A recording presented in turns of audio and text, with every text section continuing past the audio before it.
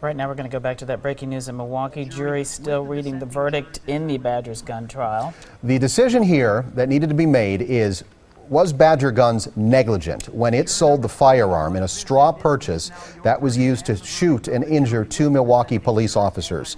The counts that the juries had to decide were 23 different questions, and they started to fall like dominoes with the first one. That question, did Badger Guns sell the gun knowing it was a straw sale, was the wording of that question in layman's terms. The jury came back and said yes.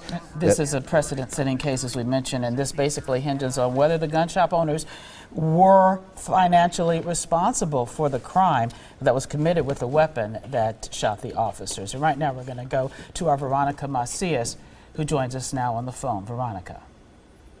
Steve and Carol, as you said, things are wrapping up inside. The judge is still explaining what the jurors, how they answered, and the jurors definitely sending a message to gun dealers around the country today. They decided that Badger Guns was found guilty out of 5 negligence claims. They found them guilty to 4 of them. They say that they believe that Badger Guns knew that the straw buyer, Jacob Collins, made a false entry in that form that they've talked about, that 4473 form.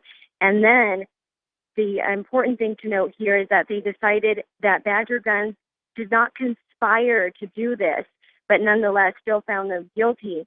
There were punitive damages, and here's where I think everybody across the country is looking at.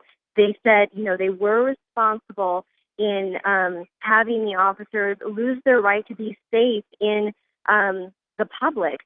So they decided that the punitive damage was $730,000. So I think this is what's making shockwaves across the country right now. The attorneys in there, there was one moment where I could tell there was almost like a glance over at the officers, and the officers haven't showed too much emotion when the judge was reading the compensation for them. Now, former officer Graham Kunish, it looks like he has close to $4 million awarded to him, and Officer Brian Norberg some $800,000. So nowhere near what the attorney Patrick Dumphy was asking for, which was close to $9 million combined, but definitely walking away with a heavy compensation for their pain and suffering, future loss of wages, because as we've heard, Graham Kunish cannot return to work. He's been deemed disabled by the county.